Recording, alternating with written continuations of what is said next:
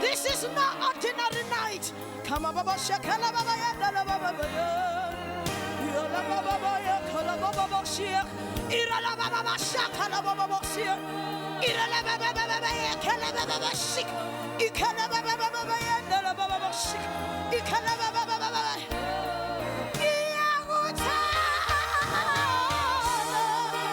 Yes, Lord. Jesus.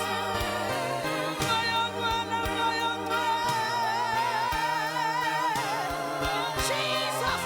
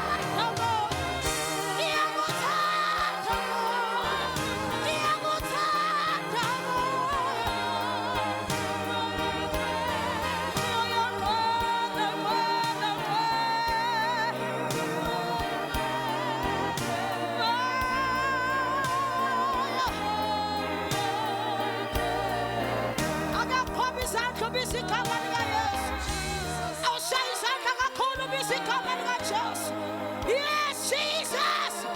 Yes. Yes, yes, yes, yes. Bayete. Bayete. Bayete.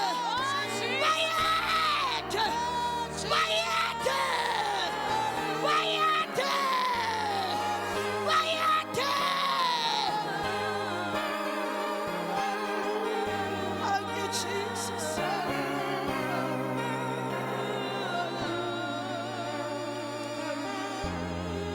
Hallelujah. Awuphakamisa izandla. Thank you, Lord. Ngifuna samukele inceke kaThixo. Ubaba uSithole siyamthanda kakhulu baba wethu. Ngifuna uyiqhwabe kakhulu ushayela uThixo okuye.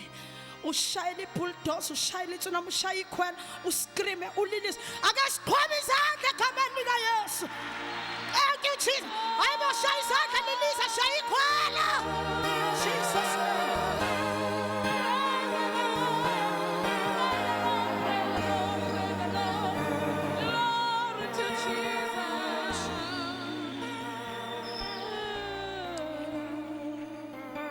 You may be seated. Oh, Jesus. Thank you, Jesus. And that is the reason I sing. Oh, Jesus.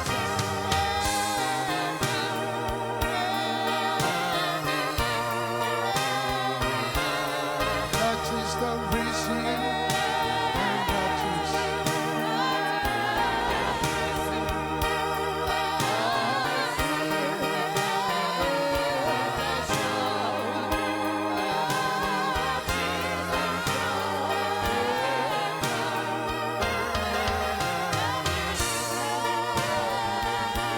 And that is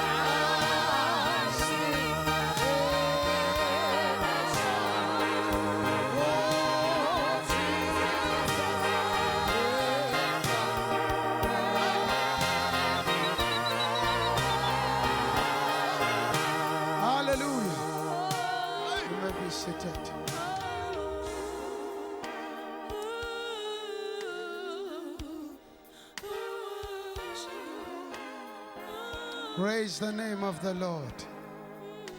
Praise the name of the Lord. Praise the name of Jesus. And Neva, praise the name of Jesus. Hallelujah. Mangithi hallelujah, nithi praise the Lord. Hallelujah. Praise the Lord. Praise the Lord. Hallelujah. Praise the Lord. Hallelujah. Hallelujah. Praise the Lord. Ake niqhwabele izandla.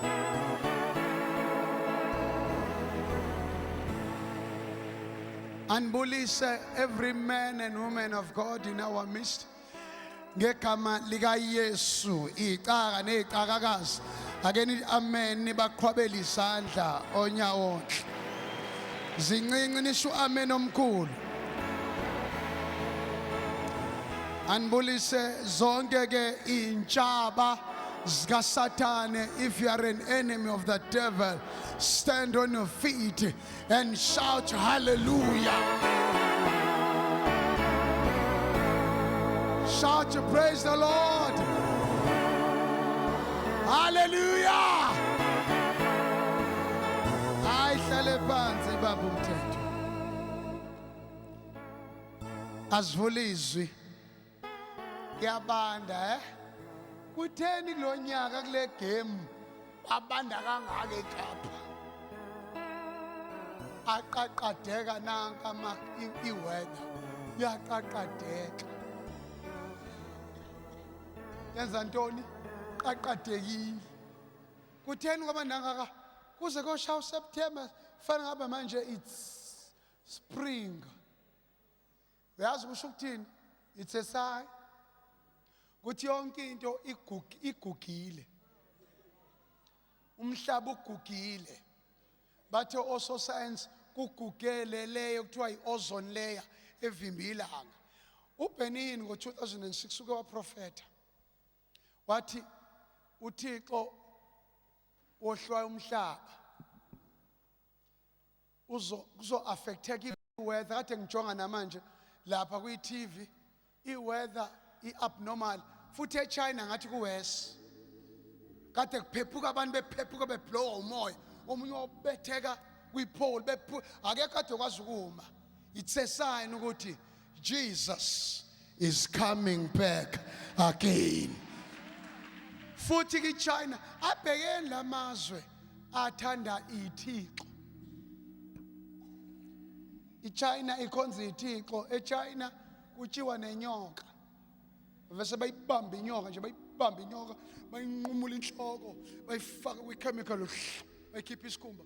Ufike e-restaurant uji stew esiphezulu kanti utsha inyoka. Ungahamba utsha zonke izinto lezi. Inja istew esiphezulu eSouth Korea. Make ashayiswa imoto within 3 minutes isinyamalele emgwaqweni.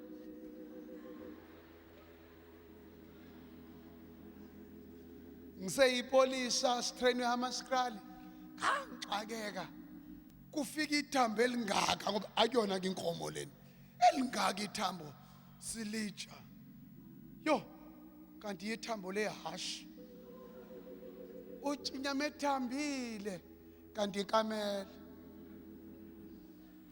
khona nabesuthu la utsinyama ungayiqondi kanti ikati.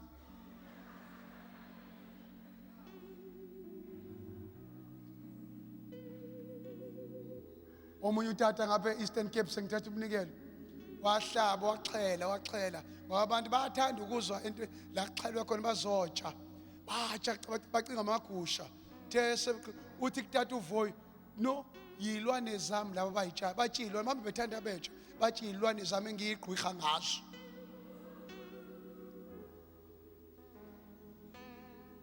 Ngoba niyakhala nithini ukhala ngesixhosa ukhala ayinakhala abantu bakithi. Utshinto ongayazi ukuthi mhlawumbe bixhelelwa abantu abangasekho.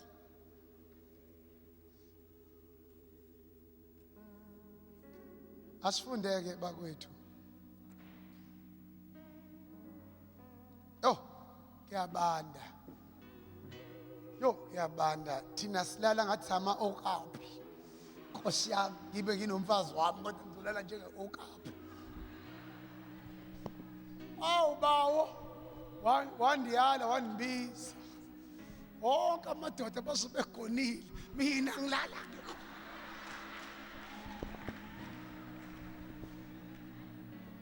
yo ulala thathe nengubo uyifake buhangikho awukho amadoda amadoda sweetheart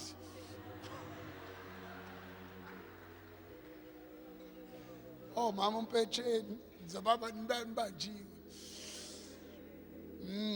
dingeka ingubo kwasho utsotsi dinga ingubo enamehlo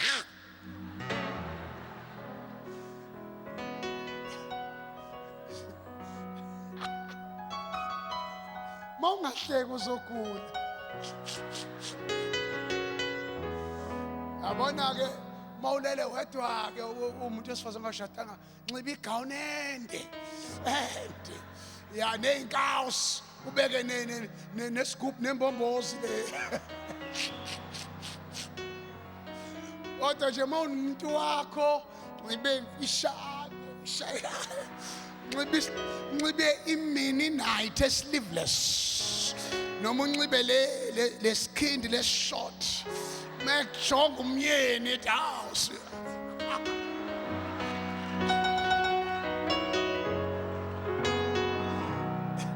ya uThixo uyavuya mesibona hleka thina siyahleka wena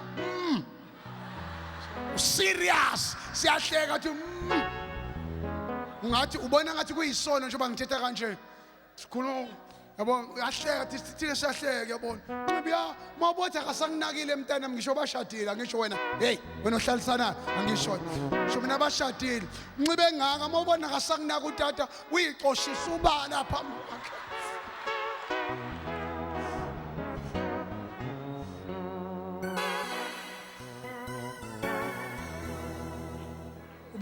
ubaloya umfundisi noma uyixoshisa ubala awuyixoshisa ubala uzobona indoda awu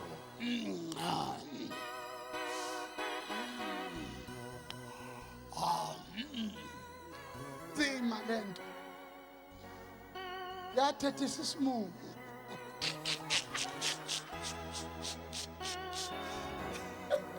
ya ngithanda ukubona ngihleka sani serious siyahleka thi ngazothi silindele usuku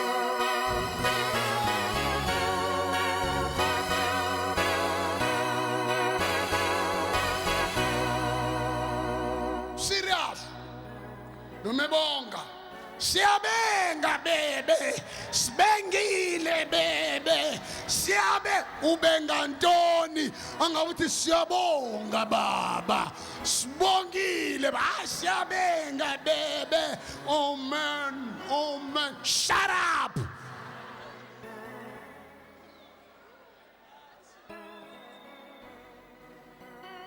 Deuteronomy 29 verse 19 numbers. Oh man, serious thina siyahleka uthi ukhumbula imakwabo beshumatha bona imakwabo ayihleki isishoko store serious hlobo sokumkhosi uThixo hlobo sokumkhosi uThixo ngekho umuntu ongasindiswa esanyathela imbovana sonke siyazama sonke siyaphumputha sonke sikhangela isitshe bomnyameni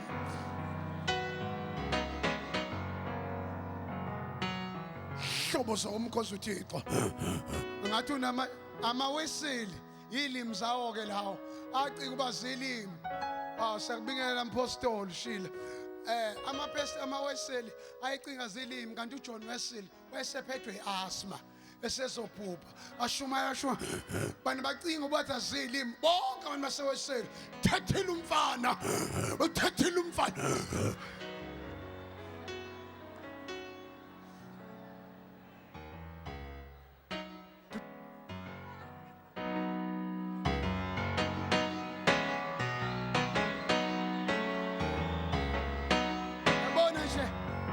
nje bakwenza wonwabe lo wakho meshumela yesogweni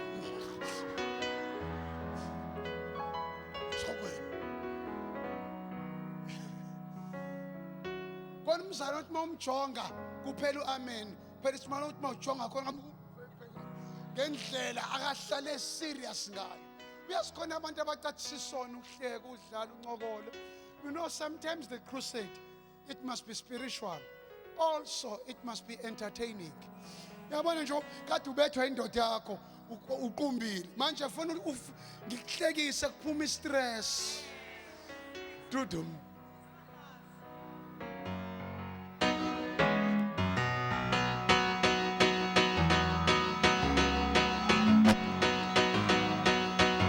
Yabona nje siyajiva thina. Owakho umfundisi uhlale serious ngathi uneyipringla hlobo somkhosi uthi hlobo somkhosi.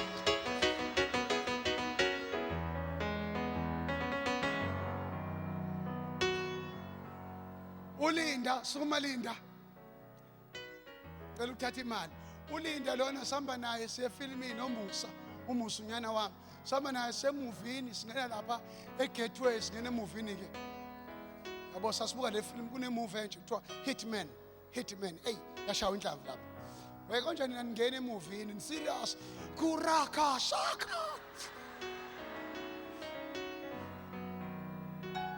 asiyeke manje masingena ke sengena mlokho bayaqala Hitman ngena yesisukubili inkuzana lo kosa makajweli ke movini ubona seqala amagama la introduce wabe seshila wathi nankamagama amagama Linda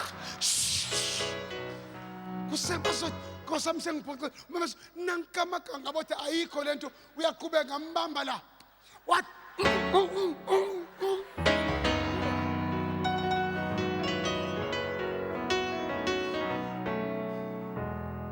angiphoxa ngatshela intombi yami ukuthi hayi ushade nenye indoda. I call heaven and earth as witnesses. Deuteronomy 30 verse 19. Today against you that I have set before you life and death, blessing and cursing. Therefore choose life that both you and your descendant may live. Funda ngolunye ulimi. Verse 19. Ngifakazisa namuhla izulu nomhlaba ngani ukuthi ngibeke phambi kwenu ukuphila nokufa isibusiso nesiqalekiso ngalokho khethani ukuphila ukuba niphile wena nenzalo yakho. I want to speak about the power of choice. The power of choice. The power of choice. Amandla okhetha ngazi ngesixhosa ngithini. The power of choice. Everything you do in life is about your choice. For you to be here, it's your choice. It's your choice whether you want to take Christ or reject him. Power of choice. You see, uThixo uthemedala umuntu omnikeza lento kuthiwa i-choice, i-will. uThixo akazinyanzeli emntwini. Nisekhona yabona ngomso ngilethele enye indoda ngeBelievers Convention yaba yi-man of the match. Lo muntu engimletha ngomso shumela uyabona unjengoba uMahlaba uyalifundisa izwi ushumela kweBelievers Convention uqhamuka le East London unebandla elikhulu more than 10,000 membership. Umnyemana ngambona lo muntu abaqala ngaqala ngangam-understand ngisaqala umbona. This time ngilethele enye imeni. Lo mzali onosala kusasa uyashuma ulicacisa izwi ngalendlela ukuthi ubloweka ingqondo. Uvese ubone lethi shows khala ukuthi kufanele manje udlule kumele ukuma kwi-level eyodwa. It's about the information ekwenza ube matured. Manje sihlushwa abantu yabona nje mangikhuluma nge-choice sihlushwa abantu abanga-understand ukuthi masinikela senzani. Ngike nga-attackwa kwi-radio ukhozi ngoba ufuna le ntambisa engiyiphethe, are you prepared to pay the price? ngoba uzoguqukelwa abantu abathembile bakuguqukele baku-attack baku-criticize futhi abantu uma bengasakriticize kusho lento yakhe ifile imile yabona uma ufuna ukuhamba noNkulunkulu ufuna ukucheck ukuthi into yakho iphethe right icheck ngabantu abakubhektokayo icheck ngabantu abakcriticizeayo icheck ngabantu abakbackbiteayo uma ufuna ukuzazi uhamba noNkulunkulu check abazalwane iresponse yabo yekela bahedeni uyazi abantu abathi wena lento iphethe abantu abaninzi bathi siphethe isalamusi yabona nje bangishumayela nje kuphiliswa abantu ko-AIDS ko-different diseases bathi nginesalamusi kanti abazi imfihlo yami isemthandazweni sonke sibiza uThixo kodwa the quality of time you spend in prayer determines what quality of fruits you are going to bear. Yazi khona abantu thina esibhidekayo abashumela kakhulu epulpit kanti usibamba ngegift akasibambi ngentambiso usibambe ngegift ngifuna ukushumela before hlukana ngoba futhi into you must differentiate between an anointing and a glory uyakwazi ukuqhubeka neanointing uyakwazi ukuqhubeka udla isono isekhona ianointing kodwa iglory iyamuka total. That's why the Bible says all of us have sinned but short of God's glory, not short of the anointing.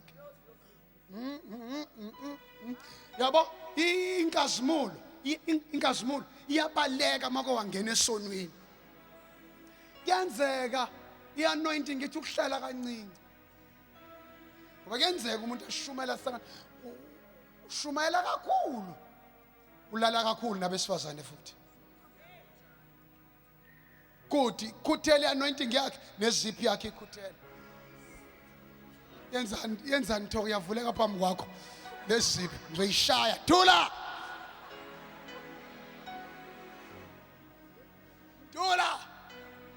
wathi omunye hawu thina wafanye bazalwane ngiyanibingelela egameni kaJesu mina bazalwane sengafa akusathi shu noma ngabona usister silene empetheni akusathi shu bathi yo cha ikholwa kangcono ke le ndoda akusathi shu yo akusathi shu kadayisho yewe akusathi shu ayishuthi le ndoda ke kushuthi ke iyagula noma kushuthi uThixo uyibulele mbahla lena akusathi shu hawu mase kuphunye useyangibiza uNkunzane angithi ufuna ukuimpress abazalwane ukuthi akusathi shu usethi tata usithole manje ngicela ukubuza tata ngithi mina ya ngizoke ngizwe uasathi shu uzothini ngicela ukubuza tata manje ngicela ukubuza ngenza njani ngifuna ukungena emshadweni ngathi ha uzobulala ingane yabantu ngendlala akusathi shu ufuna ukushadelana ngoba akusathi shu akusachuka umuntu uyolambisa umfazi khona amakhosikazi avelelwa inkosi yami utata sekutata ngegama kudala amaFilisti avinca amaqula ngicela ukuthandazela wena namhlanje wena ongasathi shu osinisiwe wena oshadile hayi wena ungahlasela ukusathi shu yabona basho utata ukumpu uyeza next week Thursday kuza bonke manje ngibabizile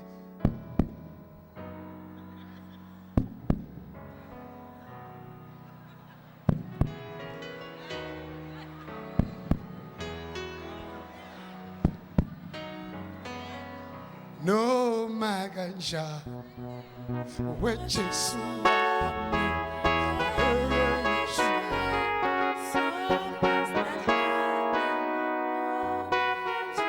kanti mawuphila nje mawuyindoda kufanele kuseni mawuvuka yithi huyemore South Africa. Goeiemôre South Africa. Busayithetha hayi hlale phansi ibambe umthe.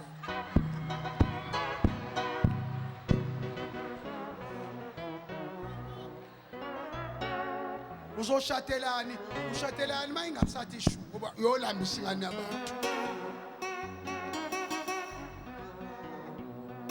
Hayi hlale fanele uyitshele shut up ngiyakubona wena nyama ngoba iyavuka kweinkathi ivuke nje ngathi awukholwa namhlanje. Thi ngifuna izinto zami. Uthi hayi ngeke uyithole hlala phansi.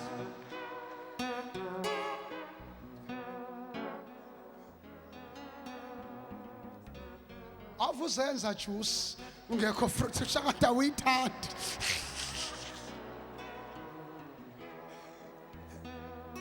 Yo, hey, lo mzulu uyakhuluma nje. Ewe ufuna ngesenjani? Angithethi kuyakhuluma. Ukhuluma phandle. Ewe, straight talk breaks no friendship. Ewe. Vese uyitshele ukuthi ayela ngisinisiwe. Mike. Ithi tshela. Mina ngisinisiwe lo mzimba itempeli likaThixo. Mawufuna ngiyowenza lento suka ke la qhawuka la uhambe wedwa ke.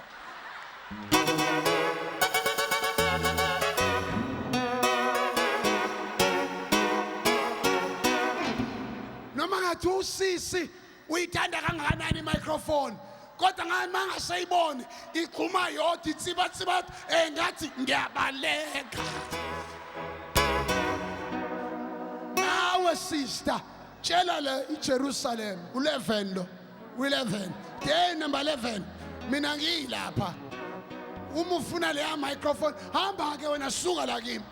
Noma ngathi umuntu wasisa uthanda kanjani unumber 11 uqhamuka wodwa iJerusalem. Jerusalem. Abayo.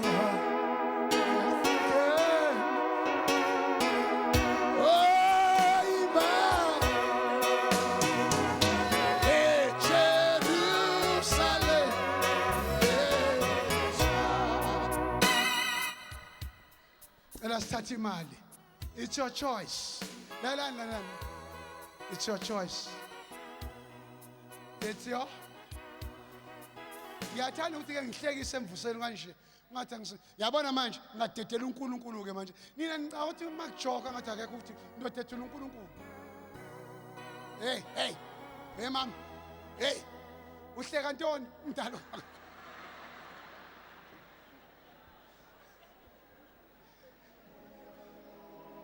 Ngangazi Linda soma myeni wami umuntu ondithaza ngangithi lo mfana indlela akalala ngayo ngithi ngimtsho ukuthi yo izovela intombi yami la umuntu olala kangaka uzokwazi ukwenza ijob nje.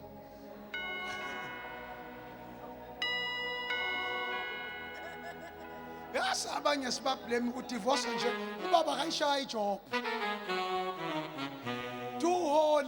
Too holy omunye umzwana ngapha ngangisise gospel samluleke labona ke manje mongena emshadweni iyanaka into sathi intombazana ungangeni netshali neragi embhedeni faka ibhluku elide embhedeni fake negown ende sokela umbhede embhedeni ngena njalo ngena nefisha.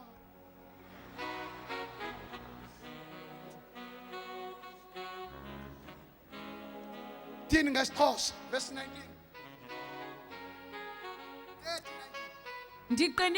Ndiqinisisa amazulu nehlabathi namhlanje awuphinde futhi uqinisa noma uyanqinisa.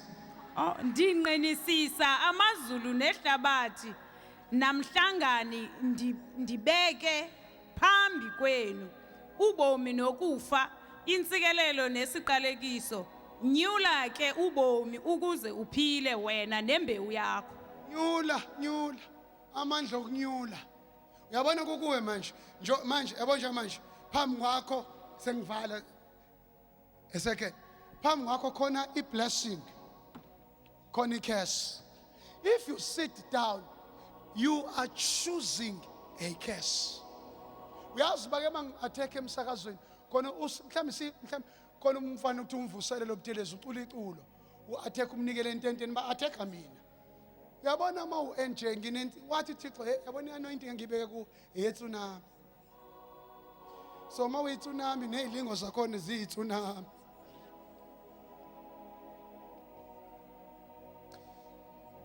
Ngiyajabula ukubona umuhle. Angifundele umuntu wesifazane ngoba umakoti usoba ney'nwele eziyisikhokho. Isibine. Hayi bazalwane niyathanda ukuspiritualize. Umuntu wesifazane angathi sisono. Woza sikhala sime ngeenyawo abe ney'nwele angathi sisikhokho akayithambisi akayirelax zine-growth. Asime ngeenyawo umuntu wesifazane oney'nwele zisikhokho nama-underwear akhe uwaphinda kabili sis akahlambi uhlamba once a day kanti umuntu kikizani qhobani izandla.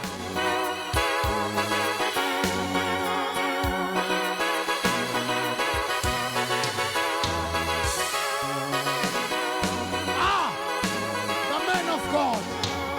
Ay amuhle mngani ugqoke kahle. Ngomshado umuntu onje yebo sister ningamshado ubrother fana lo mfana woza lapha hlala phansi awuthi ithi iqolo lakho listiff.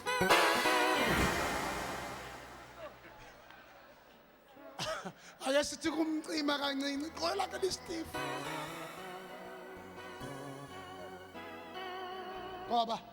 Toba. Bawo, faka umlilo la.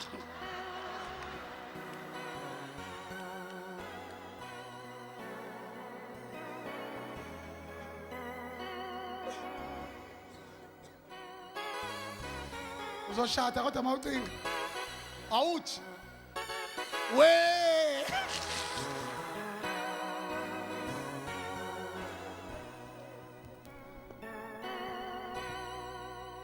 Mamelani ba-attack umnikelo bathi uqoqa kakhulu umnikelo emvuselelweni. Ngibuza umbuzo wodwa ngijongeni bazalwane, ayikho into ephila ngaphansi kwelanga enganikeli.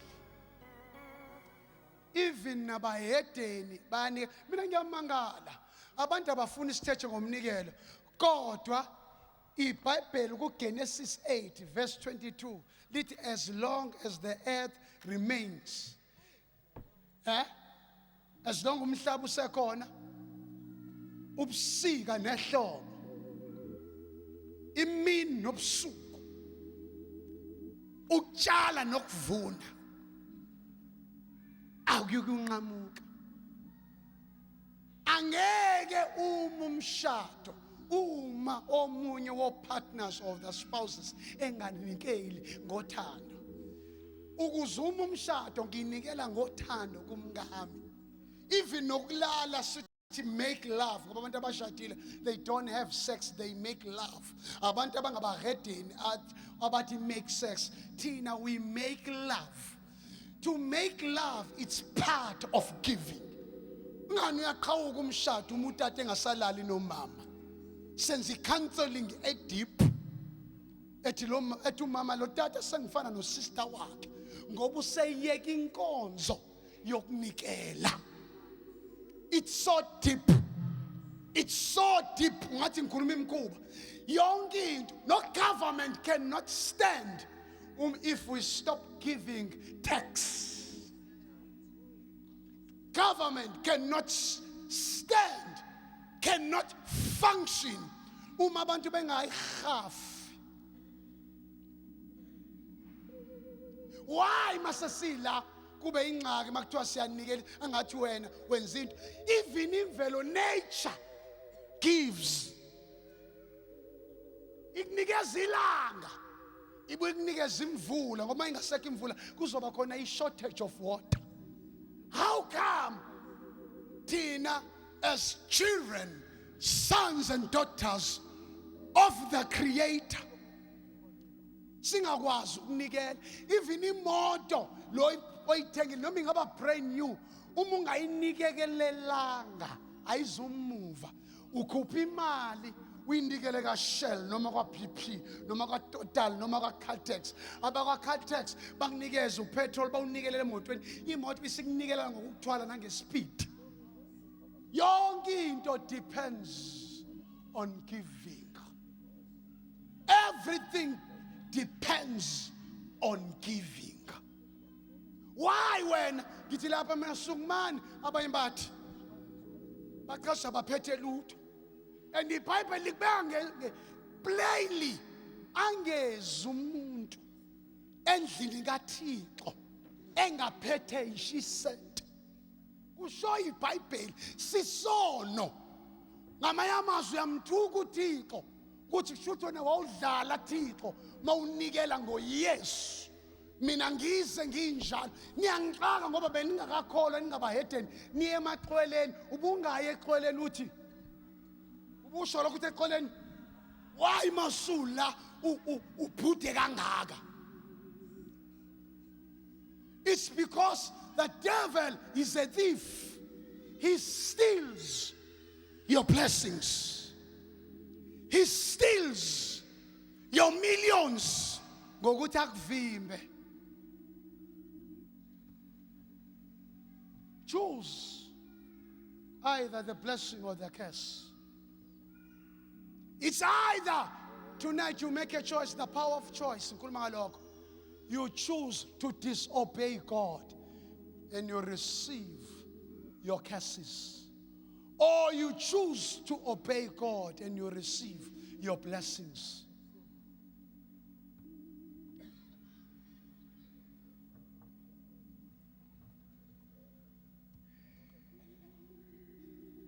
Njoba nginilethela ingceke zaNkulunkulu angiyilethi nami ngizi-abuse. Ngiyanikela kuzo ukuze nazo zinikele kini. Nani nizohamba nonikela kwabanye ehlabathini. Ninikele ngezwi, ninikele ngokushumela, ninikele ngestrength. Njoba ngila nami ngincame ifamily yami. You see, you can take it as a joke.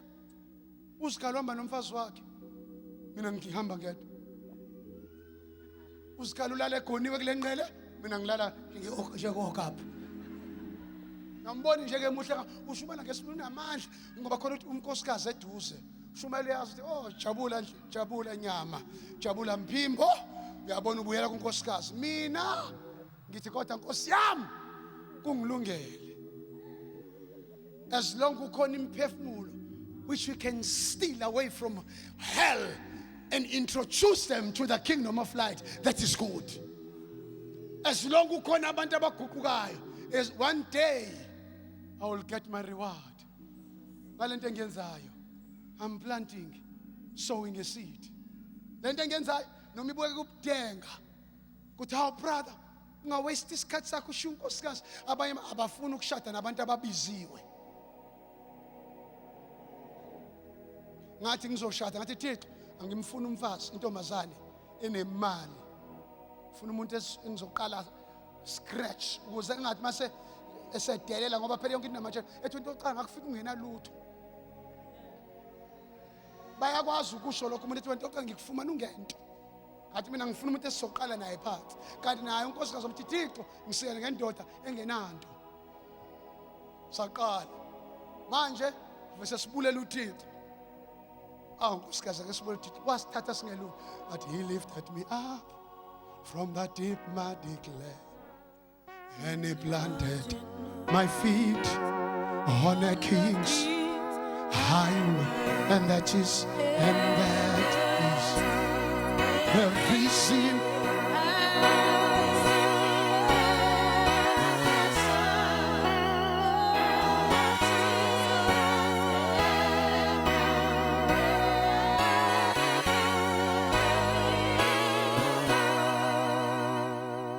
It's your choice. Choose ukunikela ngama-rand, ngama-1 rand. It's your choice. Should you so receive when blessings, ama-1 rands. It's your choice. Yabona nje abantu baningi bapledgile bemapledge ngo-10,000 ngo-5,000. Abanye bathi what a waste. No! God is not a man. God is not a man. ngiye kusikali ngopledge sikupledge ngo-10,000 ngapledge njalo manje ngiyopledgisa angifike ngiconduct umnikelo ngiqala mina kuqala uthi uPaul imitate me ngoba mina ngi-imitate uChrist. Angimfuni umuntu okhuluma ngomnikelo angayiphili lento. Baninzi abantu abanamavesi amakhulu kodwa they fail to practice. That's why mangifika emabandleni endaweni umnikelo uyandifa. Le ndoda ezala ngayinikelela ngapledgisa ngathola ngapledgisa ebandleni yakophuma 1.6 million leza ngomso. Mawuye ebandleni likaMyemani ukhona ama-MPs khona yonke inhlobo ngathi kuziwe kwi-rubbing match soccer match imoto. Uyazi lokho abwenza notata uyanikela ukwathengela umuntu umfundisi imoto ongesena sebandleni. That man is a gift. Ungangisukela ngithi Lord ngifuna imali uvethe NJ uthi angifakele imali mangithi ngiyabheka ebank 20,000 rand ngiyopledgisa ebandleni angipledgisa ngishumela ngapledgisa 1.6 million banginikeza i-Iveco. uThixo akakoloti umuntu. Ingxaki yakho lento ethi shuma nosikhala finyelele olwazini kwi-knowledge ukuthi lento engenzayo angenzela usikhala angenzela usithole ngizenzela mina. Thina sisekelela for short term kodwa yakho intsikelelo it's prolonging. Mawunikela ucinga bayinkathi awuthi utshala namhlanje kumile namhlanje kune process. Inkinga yakho awufuni ukudlula kwi-pain.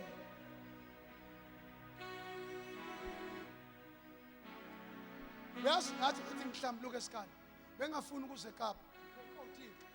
Yazi into engasingafuni ukuze eKapa abanikela abantu bana eKapa. Abanikela abantu baseKapa ngiyakuhlambuluka phambi kwaMoya Ingcwele. Baninzi ubala abanikela futhi lapha abahlala lapha ngathi bazalwa uSathane ngathi abantwana bangathi laba abahlala no angingiphoqi ngathi uSathane uzalele enhlizweni zalaba bantu. Ababona ukuthi baqhomfa intsikelelo yabo. Bafuna sibacenge kanti abenzeli mina ifavor.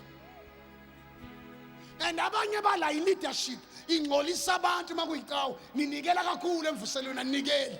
Kanti you must check the soil. You must check the ground. Akusiyona yonke imhlaba right. Abanye bafumana ishumi la bazidla bayisikelela ishumi.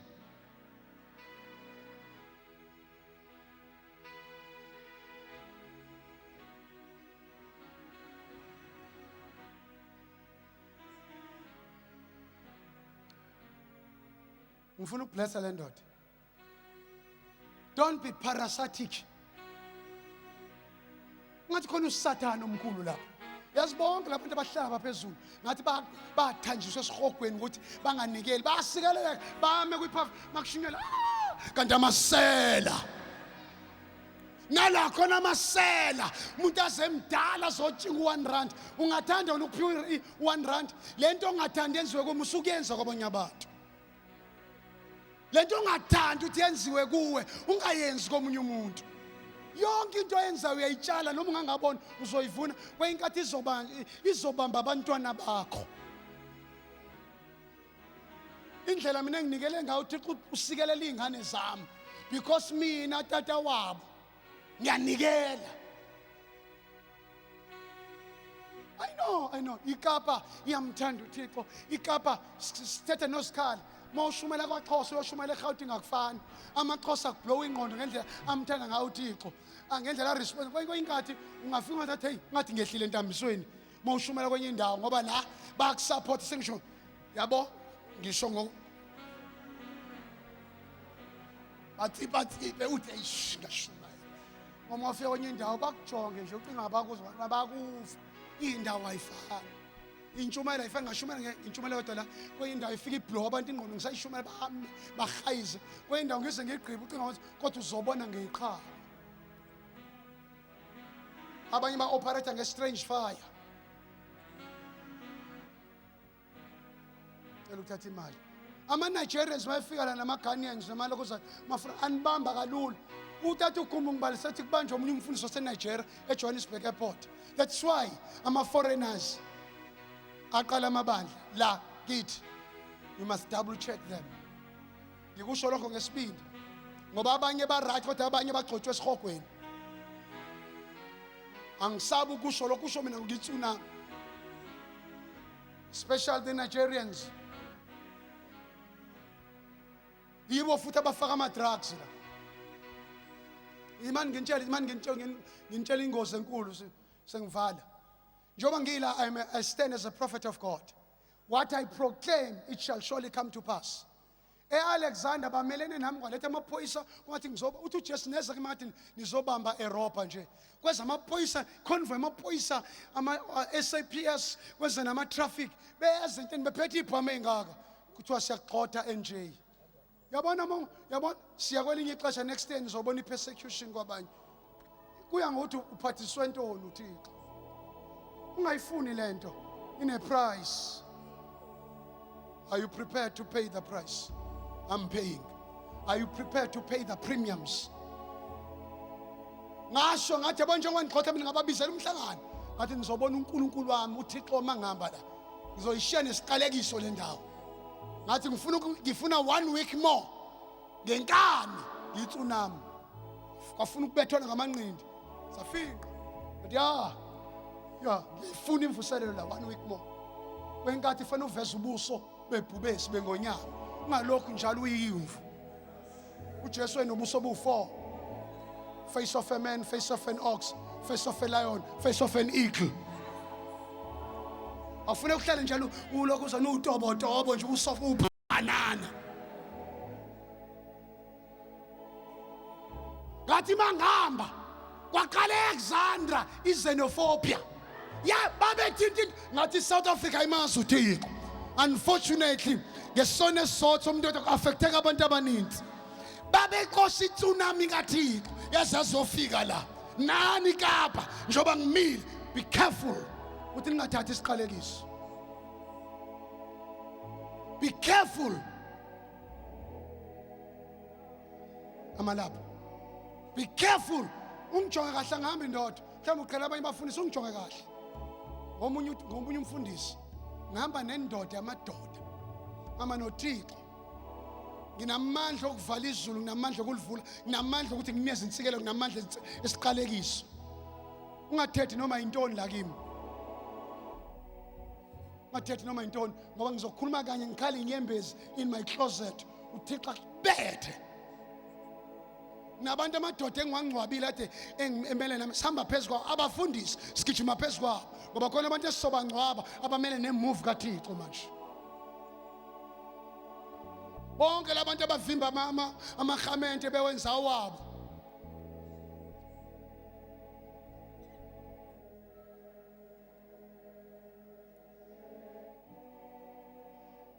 It depends on your choice. Baba sengithanda sengikhulumile. Ngicela uthinta amahlungulu azo transport azokwenza ukuthi imali yabe ngamavili okuhambisa leli ivangeli. Abanye bawo ba pledge ukuthi uSathane uyahleba endlebeni. Funa umuntu ozokoyika nozokuphulaphula. Umsikelele egama lika Jesu. Elaba ngicela umuntu ono 200 rand. Ngicela umuntu ozongiboleka 100 rand. Uma ngiboleka 200 rand. Funa uzongiboleka 200 rand. The international speaker as well as the conference speaker. Ladies and gentlemen, let's welcome the founder, the director, the president of Life Abundance Bible Church. Ladies and gentlemen, let's welcome Pastor Smusi Soskal from Richards Bay, KwaZulu Natal, Kikizan. For the last time, Kikizan.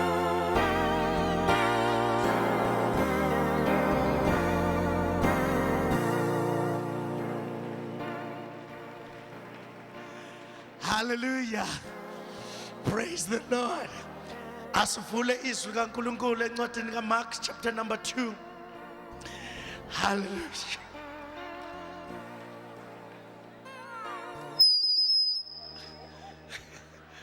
Hallelujah.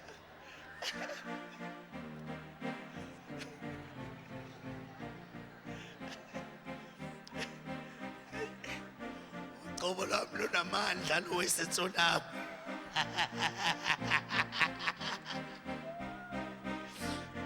Praise God. Hallelujah. Mark chapter number 2 from verse 1. Like fundeka khona kanje bazalwane. And again he entered Capernaum after some days, and it was heard that he was in the house.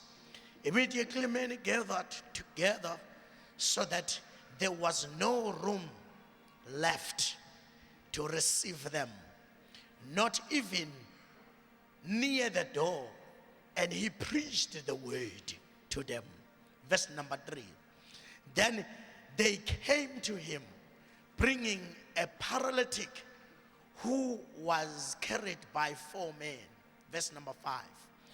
And when they could not come near him because of the crowd, they uncovered the roof, and he was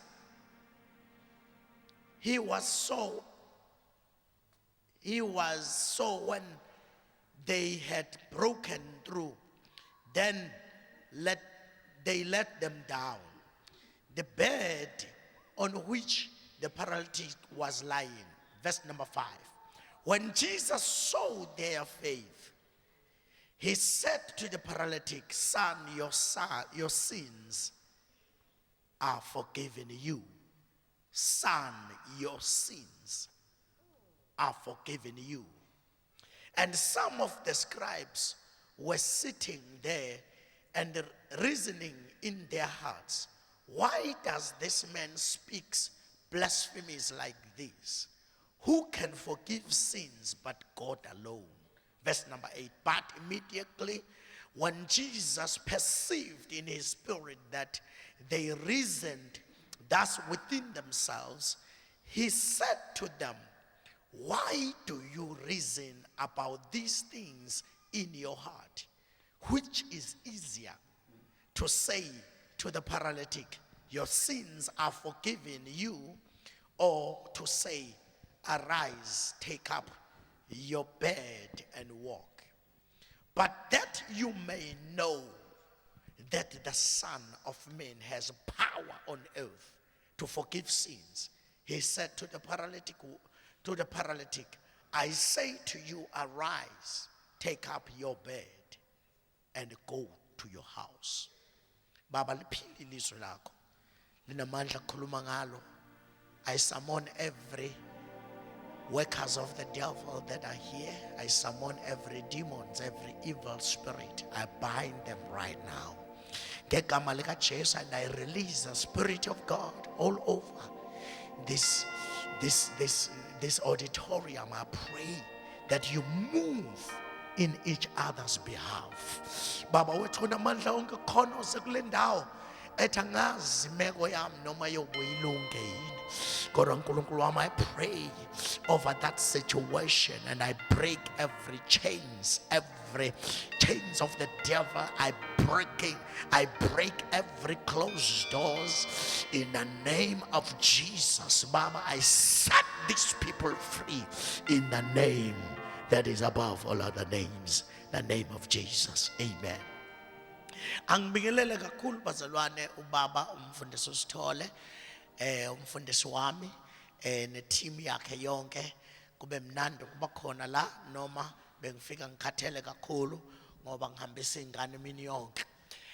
So bese kuthi ebusuku ngize la, but I thank God for you, men of God.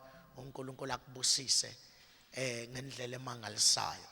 Ngibingelela zonke izicaka zikaThixo, izinceku nezincekukazi, ngibingelele abazalwane bonke, yonke i-leadership yawo wonke amabandla ekhona la bazalwane. We appreciate ukuba khona kwenu abazalwane bonke, obaba omama nolusha lonke ngegama lika Jesu. Amen. Ngithanda ukukhuluma ngesihloko esithi so that they may know, ukuze bazi.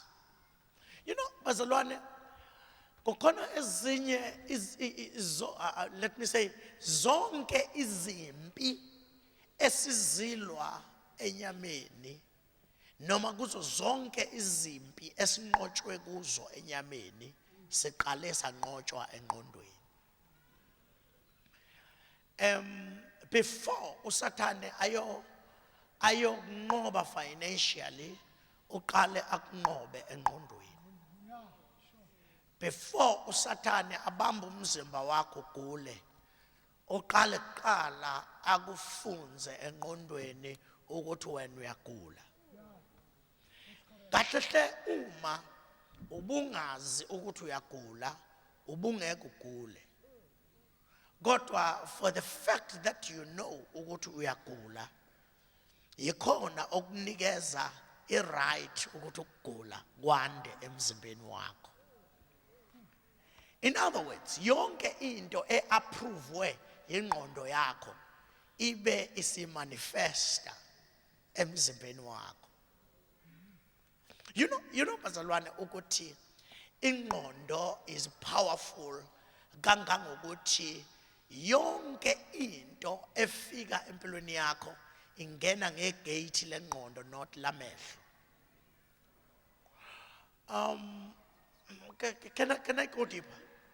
Now, ngifuna namhlanje ukuthi sibuye in the knowledge of Jesus Christ, because uma ngafika la khona simazi kahle uKristu, kungafika la khona sikwazi ukuthi ungekho umnyango kodwa ngithi ngiyaphuma la. In other words, into eyenza ukuthi ungaphumi la kungekho umnyango khona is because you know ukuthi umnyango awukho. Kodwa uma ungake uwipe lento yokuthi awukho umnyango la, ungaphuma la. But I guess we have learned about bazalwane lithi iBhayibheli so that they may know that the Son of Man has got power. Then kwakufuneka i-demonstration. I-demonstration akusiyona eyabantu abakholwayo. I-demonstration eyabantu abane-message wrong engqondweni. Okay. Ngiyazizwa ukuthi ngithini.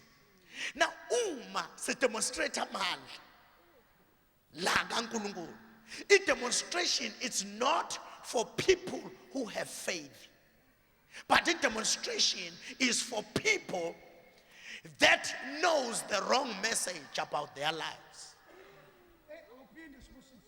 Aqinisweni i-message wrong ifika ingene ngendlebe idlule iyokhonkarisha ingqondo bese izobonakalisa i-demonstration wrong in your body.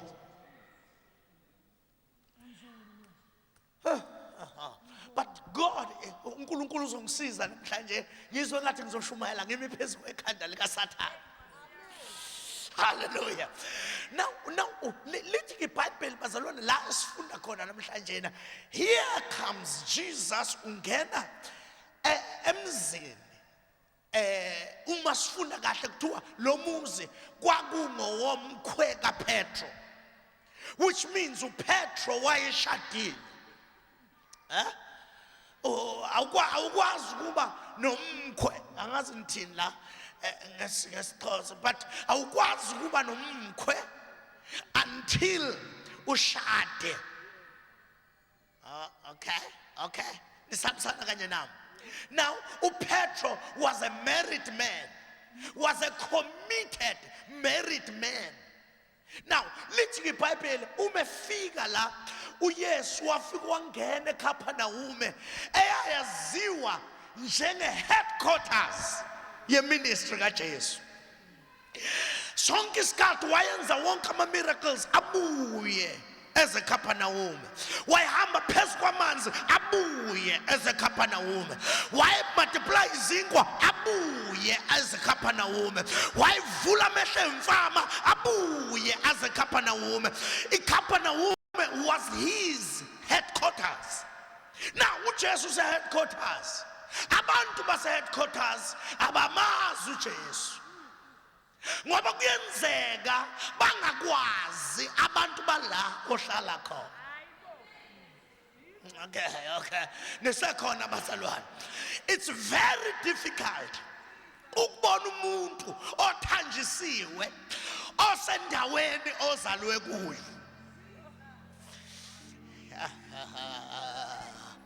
Glory to Jesus. You know, like South Africa, we suffer too much because abantu abakwazi ukubona abantu abathanjisiwe uThixo in their midst. Bakholwa abantu abaqhamuka phesheya kwelwandle bayeka abantu bethanjisiwe in their midst. I've been to America, bazalwane. I stood in the big pulpits and I stood and I preached. Amadoda amakhulu aphakama athi asikaze sizwe lento. Kodwa abala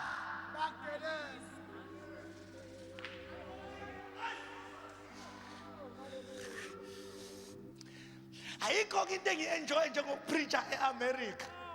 Because America, they open their mouth and they open their minds and they open their spirit. But uma sibuya la bazalwane, ithi iBhayibheli uthi uYesu why kwi headquarters yakhe kwezwakala ukuthi uYesu usendlini. In other words, the testimony yadlula masinyane ukuthi uYesu ukhona. Into engimangalisayo, he never akakaza athandazela umuntu asinde, akakaza avusa umuntu ofileyo, akakaza avula amehlo, but in the Bible he was preaching the word. Kodwa abantu babeza bezolalela izwi. Sifuna uhlobo lwabazalwane abazothi noma engaperformi ama miracles kodwa sizomlandela ngenxa yeswi. All we need is the word. And then the Bible says, bazalwane, ngelinye ilanga uYesu wahamba nje wangena eJericho waze waphuma engakaze athandazele umuntu. Lithi iBhayibheli, but the multitude were following him. Babengamlandeli ngenxa ye-performance, kodwa babemlandela ngenxa yezwi. Namhlanje sigcwalelwa abantu abalandela ngenxa ye-performance. Kanti noma ethule noma engabeke umuntu izandla, that is not an inability of performance. Eqinisweni noma engaperformanga nto kodwa usemi eUyesu. Izwi lakhe linamandla, izwi lakhe libukhali, izwi lakhe lidabula amahlahla aseKadeshi, izwi lakhe liveza ukukhanya la kumnyama khona, izwi lakhe lidabula inhliziyo, izwi lakhe ngimthanda ekhuluma izwi. I'm hungry for abazalwane bezwi kulezi insuku zokugcina abazothi awusiyeke ngentsomi sifuna izwi. Glory to Jesus. Abazalwane abazothi siyayibona iposition kodwa sifuna izwi. The people who are filled with the word of God, because it is the word that is going to take you here and put you here and take you here and put you there. Izwi promote. Can somebody shout yes?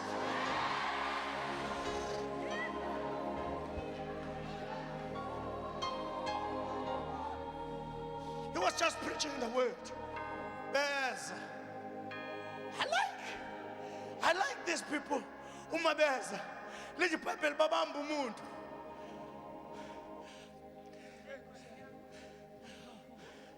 Amadoda u4 abamba umuntu ofuhla ngothi oshawe istroke. How is stroke sidala le stroke. Oshawe stroke bambamba bathi simusa kuJesu, bangabamba yena babamba istretch sakhe.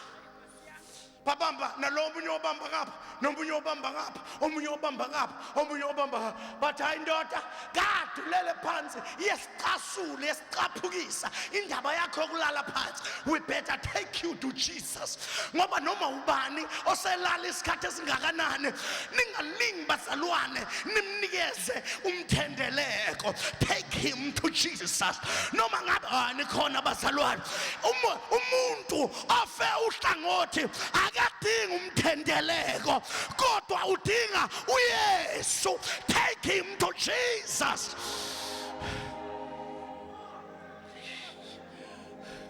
Bafika naye kuYesu.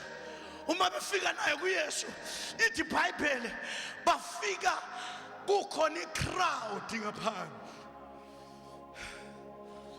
And there was no room left.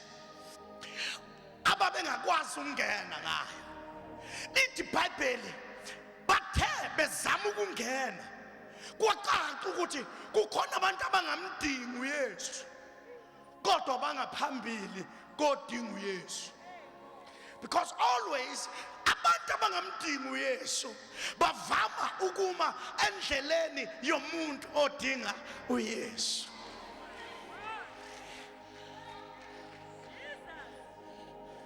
Lithi iBhayibheli kwasho ukuthi kuvinjwe olunye uhlobo lwabantu.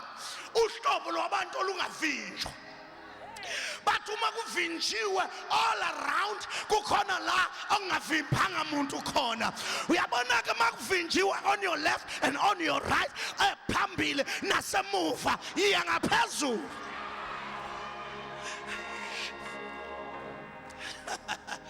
Oh, hallelujah. There is only one thing bazalwane engithokozisa ngoJoseph every time. Yikuthi uJoseph bamfaka emgodini. Umebheka ngapha wayibona udonga lomgodi. Mayibheka ngapha abona udonga lomgodi. Umebheka ngapha abona this wall. Umebheka ngapha abona this wall. Kodwa mayiphakamisa amehlo, there is no wall. Uyabona uma bekuvimbile ngapha, jikela. Bakuvimbe nangapha, jikela. Bakuvimbe nangapha, jikela. Bakuvimbe yonke indawo bese uyajamba in ngena ngaphezulu. Jesus. Ungavumi ukuvinjwa. Don't let anybody stop you. Noma ngabe uSathane noma ngabe amademoni. Don't let anybody stop you. Noma ngabe ama-members of your church. Don't let anybody stop you. Noma ngabe amademoni. Don't let anybody stop you. Don't let everybody in front of you. Phambi kwakho tikhalisa yonke into phambi kwakho. Sathane suka, mademoni suka, boshanda lababosa.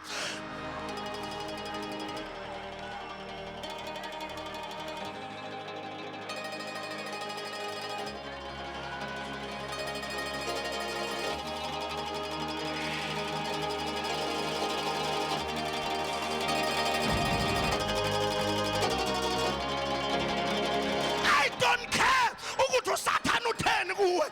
I don't care ukuthi umi ngamagxalaba amakhulu phambi kwakho. But just come in the name of Jesus. Just come in the power of the word. Just come in the power of your confession. Don't let anybody stop you from taking your things. In the name of Jesus. Can somebody shout Jesus, Jesus, Jesus, Jesus, Jesus, Jesus.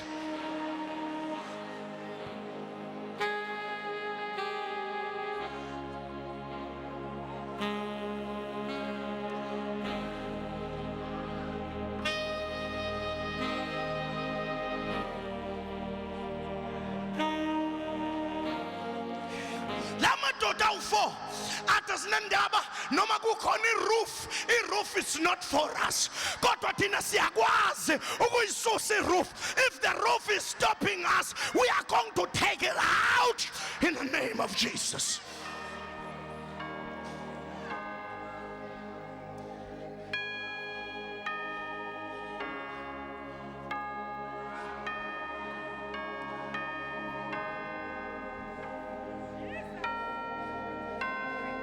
So that they may know. But listen to this. Let's sit down a little bit. Can I talk to you about 3 things? There's 3. And then I will close. I will let you go. Number 1, ngifuna ukukhuluma ngesono esinamandla. The mighty. No.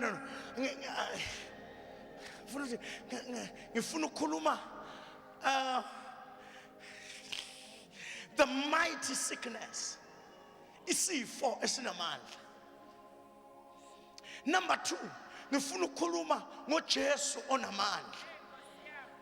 But number 3, ngifuna ukukhuluma ngamandla avela kuwe. Now, iBhayibheli liveza indaba la ukuthi this man was crippled. Le ndoda yayi crippled.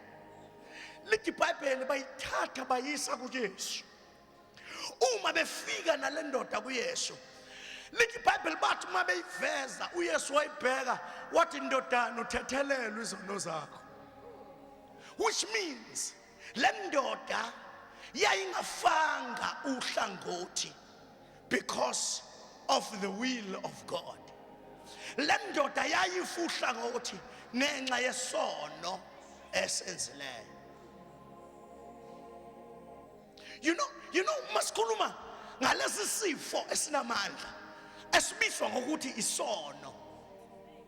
Sikhona kubantu abaphezulu baka-government. Isono. Sikhona kubantu abaphezulu ecaweni.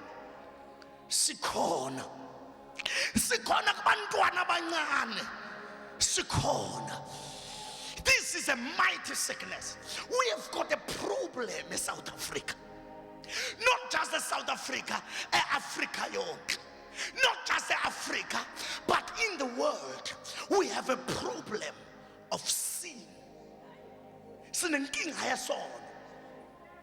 Ngike ngathi ngikhuluma kwenye indawo ngimenywe abantu abakhulu ngathi mina I won't talk about AIDS and I won't talk about this pandemic, but inye into engizokhuluma ngayo ngizokhuluma ngesono esizala iAIDS.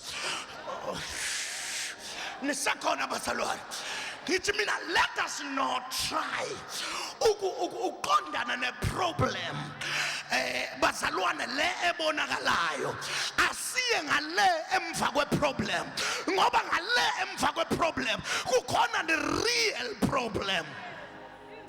Hayi noma ungakhuluma ngamakondom kodwa abantu bayaqhubeka bathola ingculaza, noma ungakhuluma ngeabstinence kodwa abantu bayaqhubeka bathola ingculaza.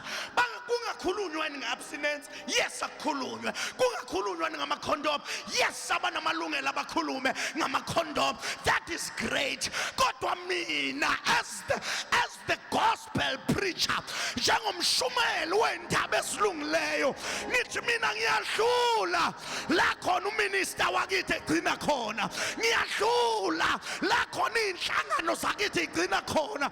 I attack the real problem, and the real problem is sin, isono, sifo esinamandla. Sibaphatha becula amakwaya.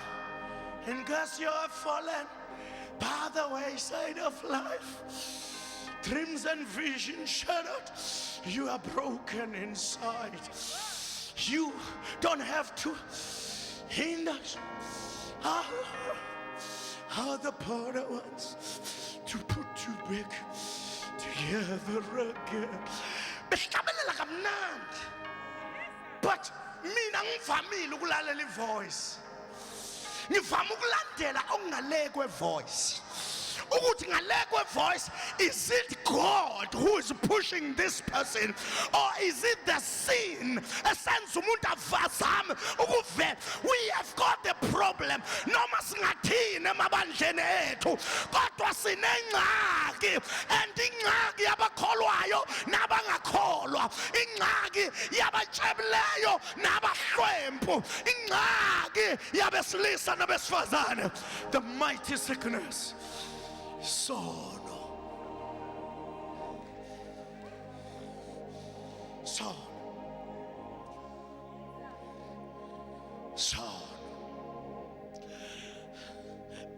Yazi ukuthi ayisafuneki lento yokushumayela ngesono. Akusafuneki kukhulunywa ngesono. Because manje isono siyama-offend, uya-offendeka. I feel offended uma khulunywa ngesono, but isono sibe sikulimaza, sikushonisa phansi. Because once you allow the sin, wavumela isono empilweni yakho, you are not going up, you are going down. Isono, see, oh my God, bakhona kodwa bazalwane namhlanje. Isono. Noma ungasifihla, sikusa lapho obungafuni ukuya khona. Uthi ohlabelelayo, noma ungasifihla isono sakho, izwe lingakuboni, kodwa ngeke usifihle kuye. Ngeke usifihle kuye. Kukhona into engeke ingimangalise ukuthi umuntu ushumayela kanjani enesono empilweni yakhe, ukuthi umuntu uprofetha kanjani enesono empilweni yakhe. I've got an answer. Abantu bakwazi ukuzenza lezi zinto ngoba basebenzisa isipho, the gift. iBhayibheli alisho ukuthi sizobabona ngama-gift, lithi sizobabona ngeziqhamo.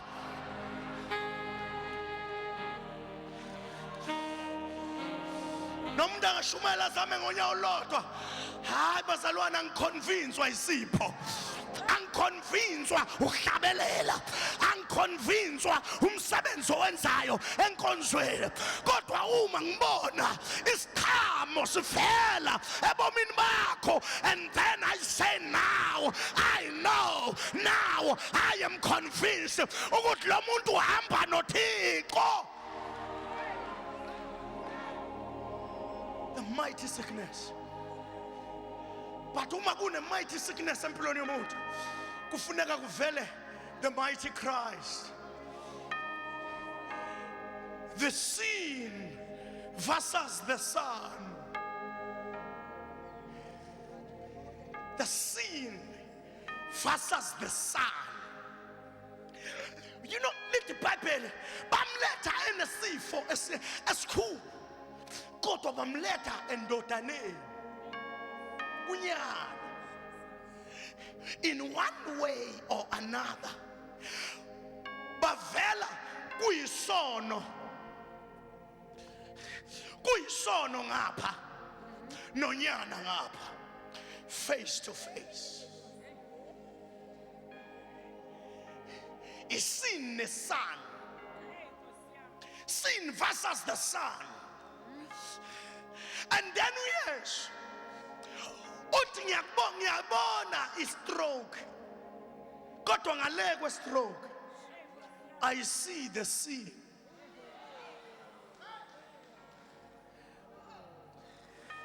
Bona isono ngale kwe-stroke. Kukhona ama-prayer request akudala uza nawo, but when Jesus come, ubona lokho okungale kwe-request yakho. Uthi ndodana uthethelelwe isono sakho, mayithi nyana uxolelwe isono zakho. Lithi iBhayibheli kwasuka abapriest, men and women of God. But this man is uyahlambalaza. Angisule ngathi but uyahlambalaza. Angazi noma nithi ukuhlambalaza. Correct. But this man is blaspheming. And then uYesu perceived in the spirit. Ngoba izinto akaziboni ngoba sezenziwe, kodwa uzibona zisesenhlizweni. Jesus can perceive what you're thinking about. Yabona njengoba ngimla, uyazi ukuthi kukhona abanye abacabanga into zabo, but God can perceive what is in the spirit. Lithi iBhayibheli wathi ke because nithi nina mina ngiyahlambalaza, ngiyanyalisa, what is, so that you may know, because you say I am blaspheming because you don't know, or you know but you know the wrong message. I'm about to close now. Lithi iBhayibheli wathi Tabata, take your bed and walk. You know lo muntu lona, oh my God, uzela bemthwele, uzela bemthwele. In other words, the bed had power more than the man. Kodwa ma umuntu onesono ehlangana nesan enamandla, umuntu onesono ehlangana nonyana onamandla, uthi namhlanje there will be a turnaround.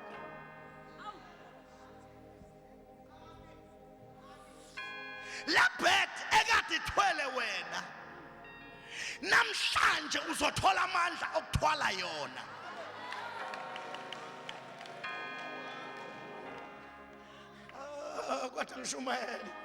Kwathi ngishumayele la emiweni namhlanje, because njengoba ufikela ukule bed ekuyo, ibed inamandla ngenxa yesono. Isono sanikeza amandla asifweni, isifo sakulalisa ebhedini. Kodwa uma kufika unyana onamandla, izinto ziyaguquka. There is a turnaround. Okade elele phezu kwebhedi sekuzoba ibhedi elele phezu kwakhe.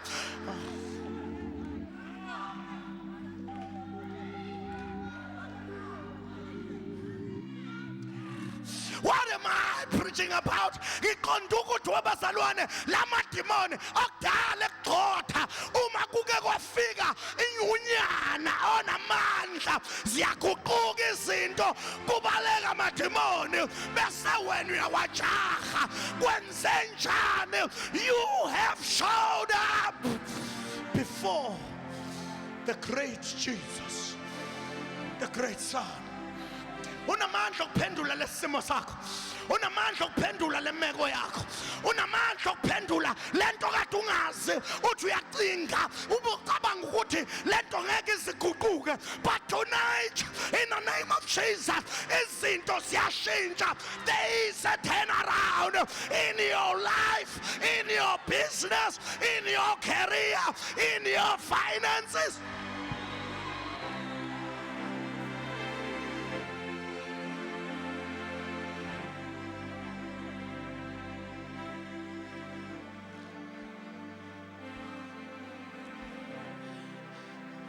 There is a turnaround. You know, bazalwane, ukuthi these things ekade ucabanga ukuthi zizonzeka njani, bekufanele nje uthi show up before the Son, because the Son has got the power to turn things around. Now, listen to this. One thing, the power from you. Every time akufika uYesu kumuntu ufika athi ukukholwa kwakho kukusindisile. Ngamanye amagama, you must come out with some power to mix with the power of God in order to work for your behalf. Nesekhona bazalwane, ungabocabanga ukuthi uThixo uzosenzela yedwa. Now you must come up with something. Kukhona into okufanele uze nayo, and according to this scripture is faith. Ukukholwa. Can I say this thing slowly? You know, mina ngazinikela kuYesu ngasindiswa. Ngahamba noYesu from 1980 until 1990. Ngapreacha izwi likaThixo, ngaya eBible College, ngafika ngafunda yonke theology, ngabuya ngaphinda ngafika ngashumayela uYesu enamandla kodwa mina ngingawazi. Kodwa ngayikhuluma lento ngingawazi, because I thought uma ngisindiswa ngisindisela ukuya ezulwini.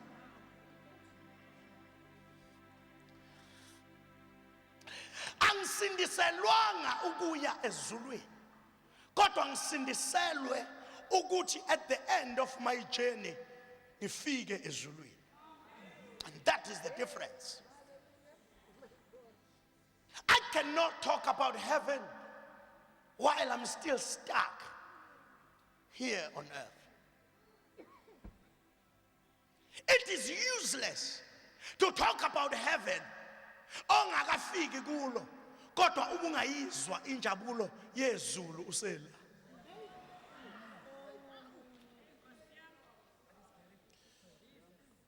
In other words, asifuni ukuthi abazalwane bahlabelela amaculo abhedayo, but oh, what a foretaste.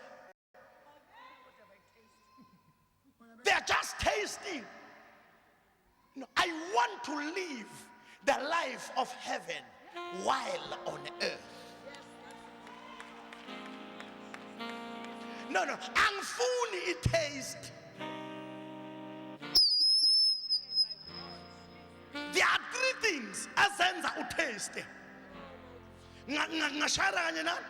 Number one, ukungazi ukuthi uThixo wakho manyani. Your God is real. But Lord, we've got to preach the reality of God. Uyabona uma ungazi ukuthi uThixo wakho umanyani, ngeke uzubekwe izandla.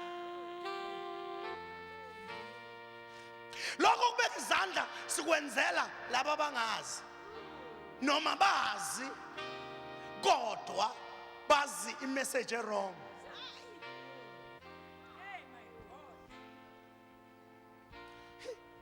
And gosh, yashintsha le message. You know, bazalwane, there are three things. Number one, ungazi. Number two, okwenza ukuthi ikuthi ucabange sengathi uyazi.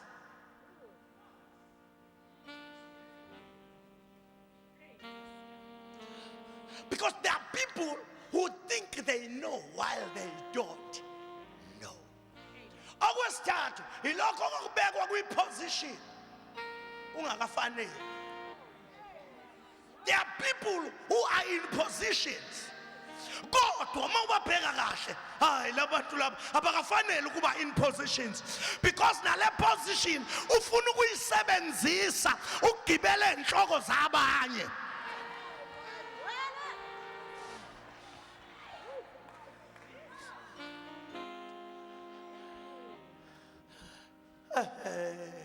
Kodwa ngaqhubeka bazalwane noma ngivana.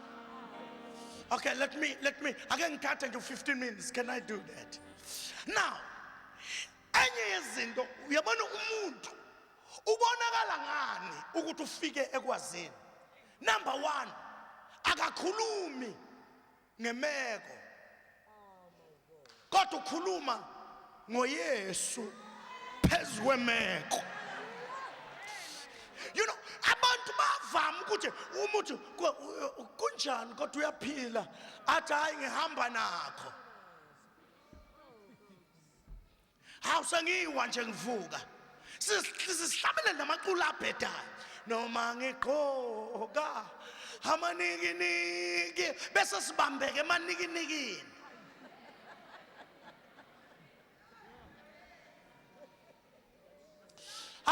Kukhona iculo elithi ngeza kuYesu ngiyimanikinika ngithi angasabi ukuzinika selokhu waba manikiniki kodwa uneminyaka emihlanu weza kuYesu. Lo Yesu wakhe akakwazi ukushintsha imeko yakho.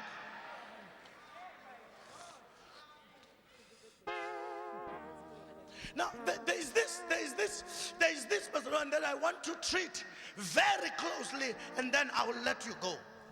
Ukuthi thina njengabantwana bakaThixo, we need to understand ukuthi ubani lo esihamba naye. Because the day we know ingesikhathi engizokwenza noma yini athi angiyenze. Because abanye bayazi kodwa ulwazi lwabo alubaphushi ukwenza. Because wabazalwane nisekhona kodwa bazalwane basekhona bangcwele. I remember this year uyashumayela umfundisi uNxumalo sekwafika la. Uyashumayela umfundisi uNxumalo, and then the Lord spoke to me ukuthi ngihambe ngothatha yonke imali esesikhwameni senkonzo ningixolele bazalwane, abazalwane esikhonza nabo, they know ukuthi I'm called by God. Futhi into engiyenzayo ngiyenza for the benefit of God and for the benefit of the church.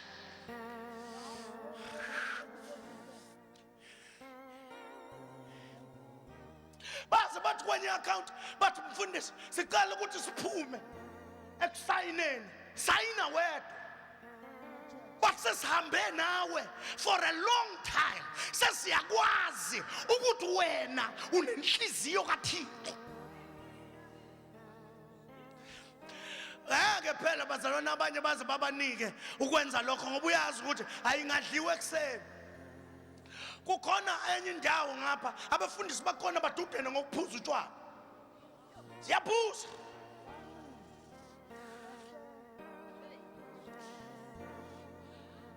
Kungavalwa ithaveni ngalelo langa.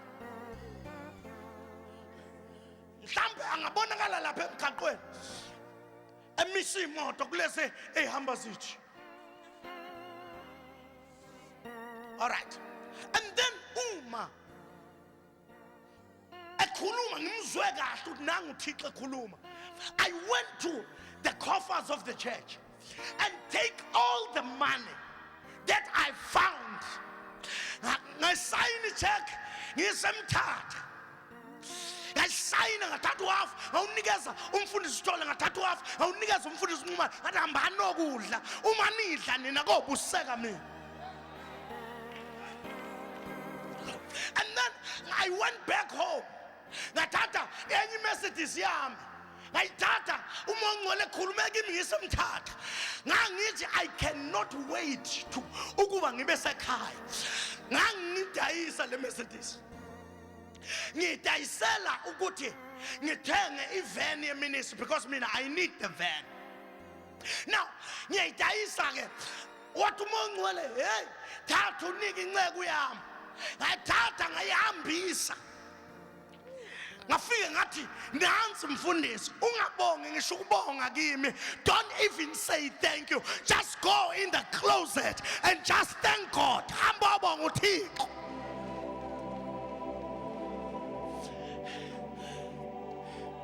Uma ngisakhuluma nkosikazi wathi nkosikazi hayi baba khona ngihambisana lento ngoba kade ngingekho uThixo ethethe kodwa ngiyakwazi ukuthi ngeke uyenze into uThixo engashongo.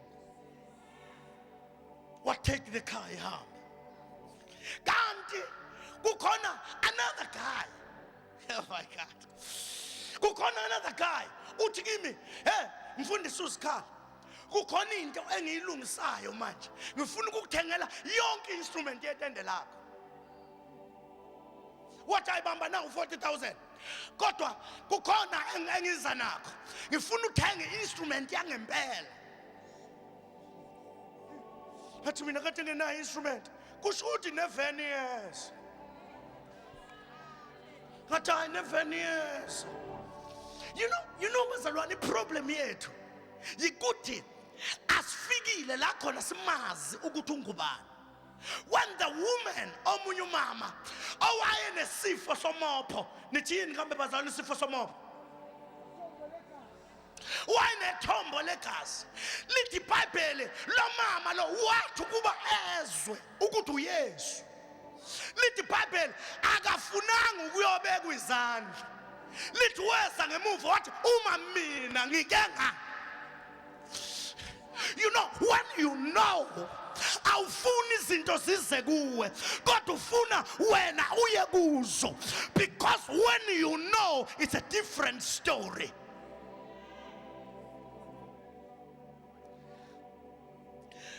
Let me say this as the last thing I say like up. You know uma une faith, what does faith does? If faith yenza kube mnandi enhlizweni ayikho into ebhlungu njengokuphiwa. I've been given things kodwa kumnandi ukuphiwa. Into emnandi ukupha.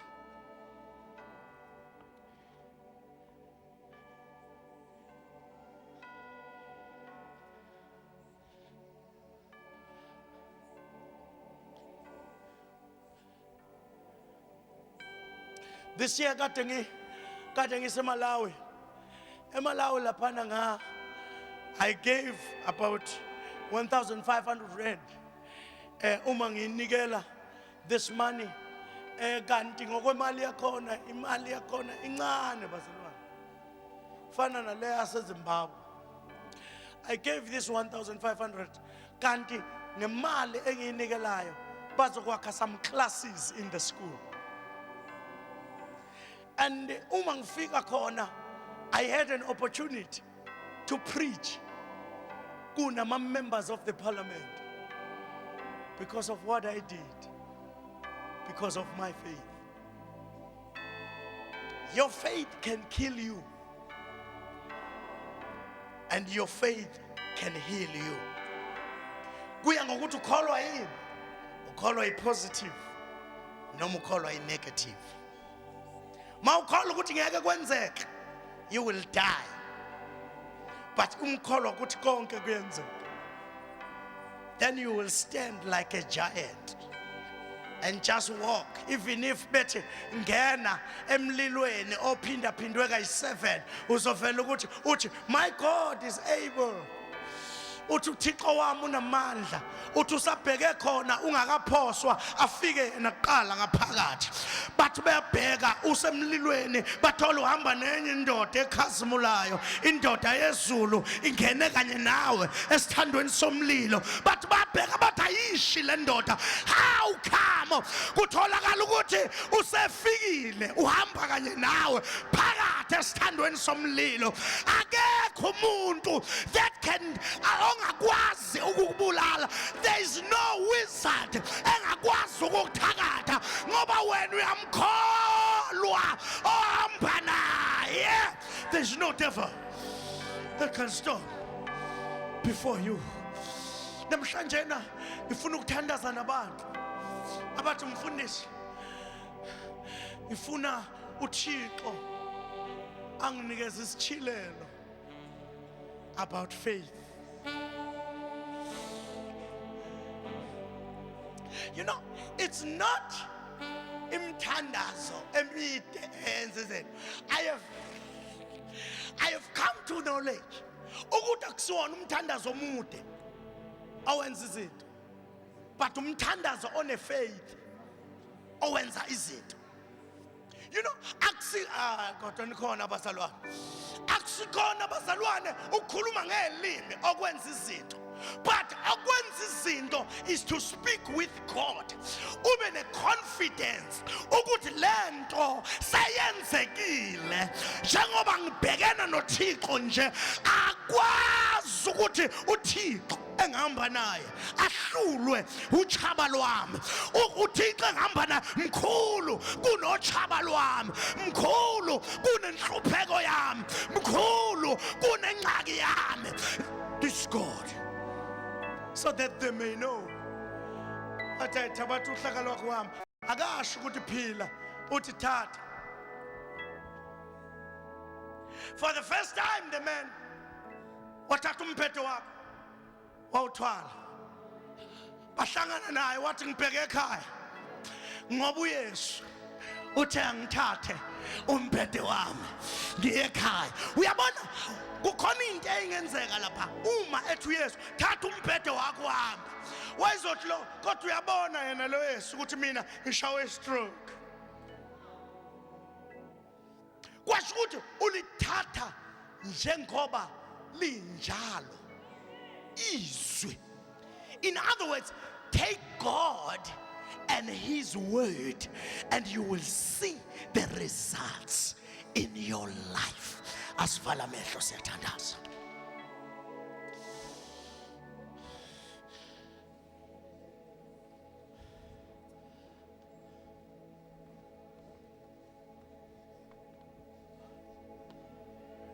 Mfundisi ngizwa abantu okuzokwenzeka izinto ezinkulu empilweni yabo namhlanje. Kwenzeka into enkulu kade ngicabanga ukuthi ngenzeke ebomini bakhe. Because there is the Son, the mighty Son, the mighty Jesus obhekene nenhlupheko yakho namhlanje. Kukhona umuntu la. Siye. Uthi I don't know ukuthi le mmeke ngikuyo ngaphuma kanjani. Kodwa namhlanje let me tell you. Ukhona la. Just come. Suka la ukhona uze ngaphambili. Because God is about to do something. Ongazange wayicinga ebomini bakho. Mkholo, take God and his word.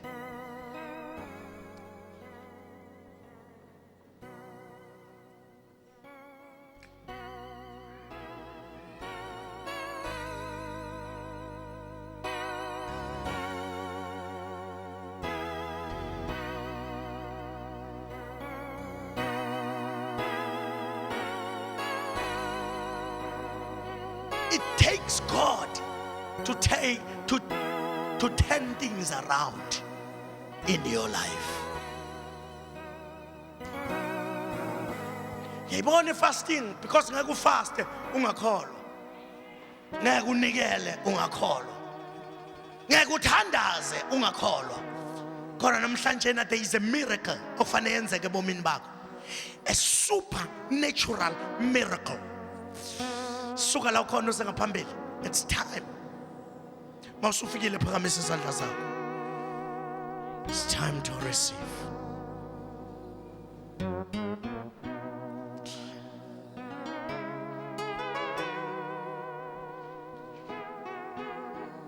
It's time to receive. Okay, thank you. Phakamisani izandla zenu.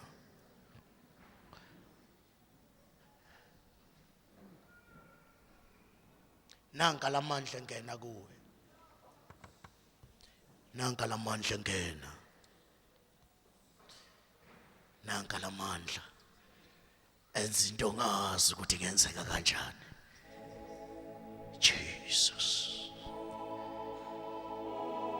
Shatamanta moroboshaka.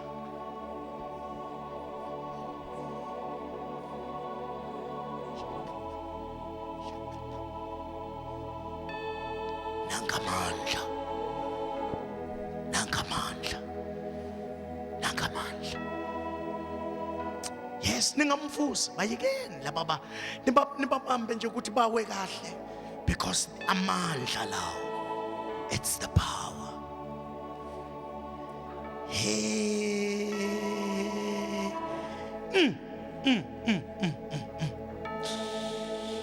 Chains are being broken because the mighty Jesus,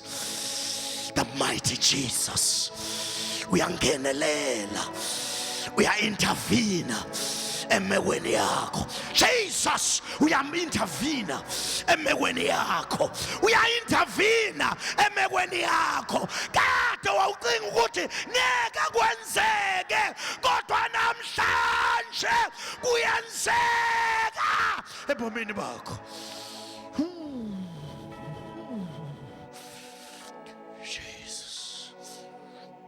Khona bezwa amandla ngendlela abangakaze bakwezwe ngayo.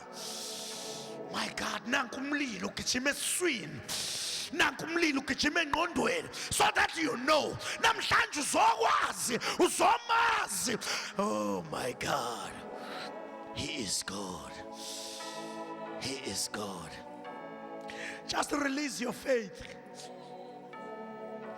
If there is something, just release something.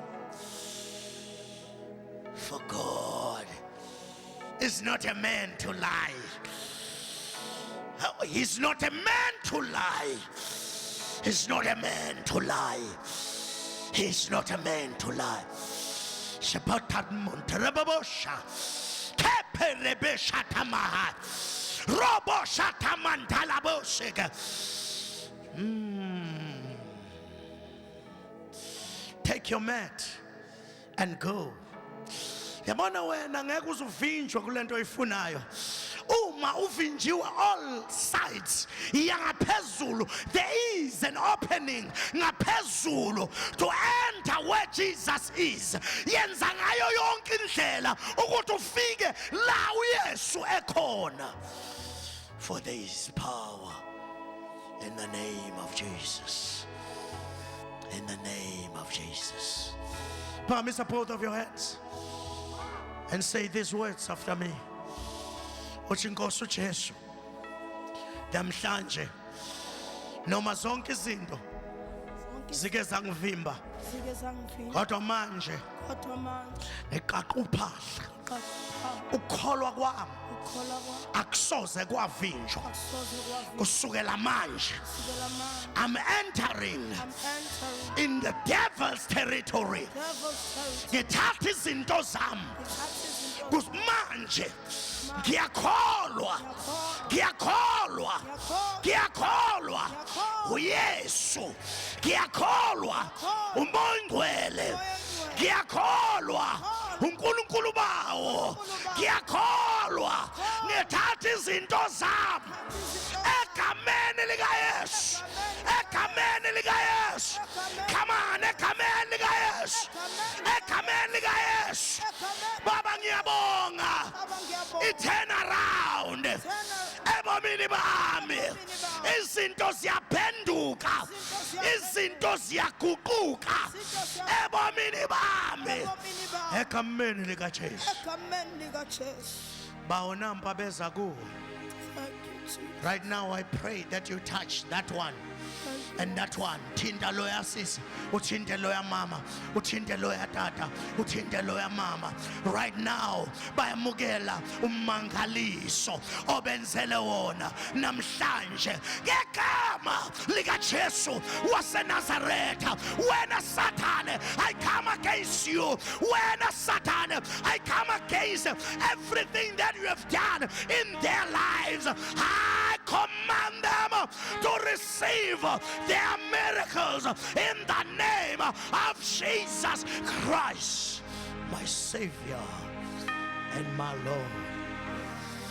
Shaya izandla kakhulu ubulela uThixo. Nemiqondise yenzeka kule ndawo.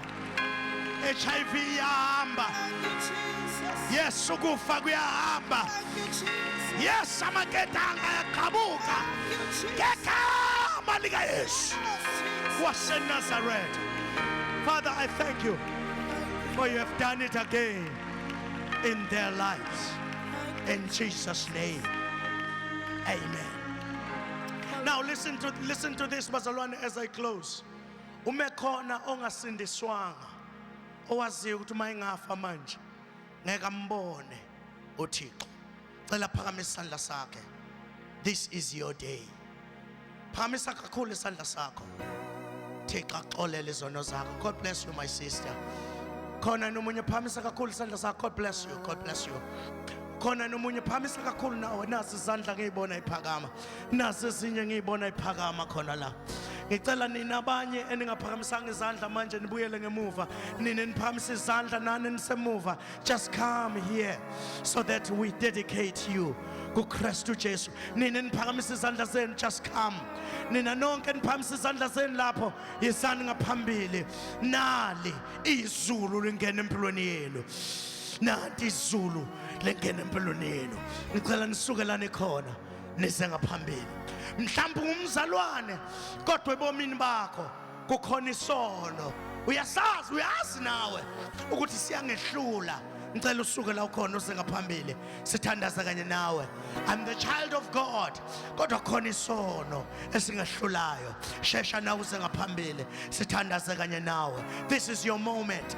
This is your moment. This is your time in the name of Jesus. Seyiphumile ninkonzo.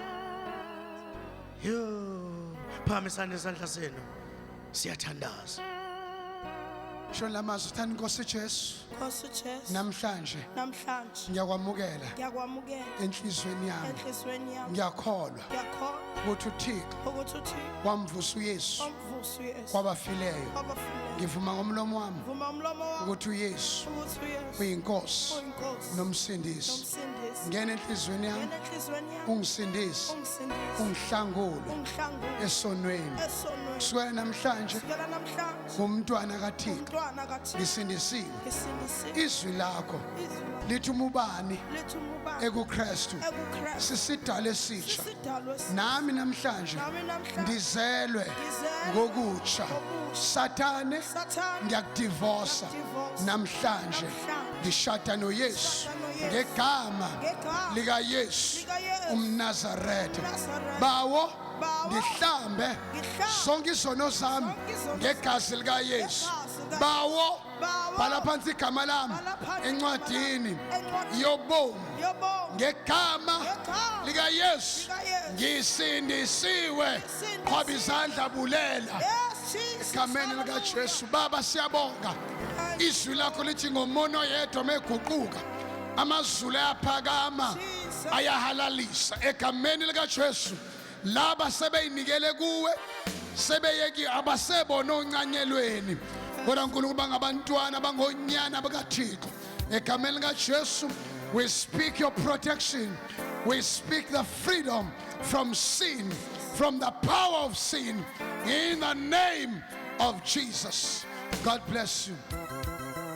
Abantu abaphethe ama-debit order lalelani bazalwane nina nisindisiwe dibanani nathi la bonke abantu abaphethe ama-debit order nabafuna ama-debit order lawa engithe siyagcwalisa uzani nizowathatha niwabuyise ngomso noma nge-weekend abagcwalisile aletheni la khulekani ngicela usondele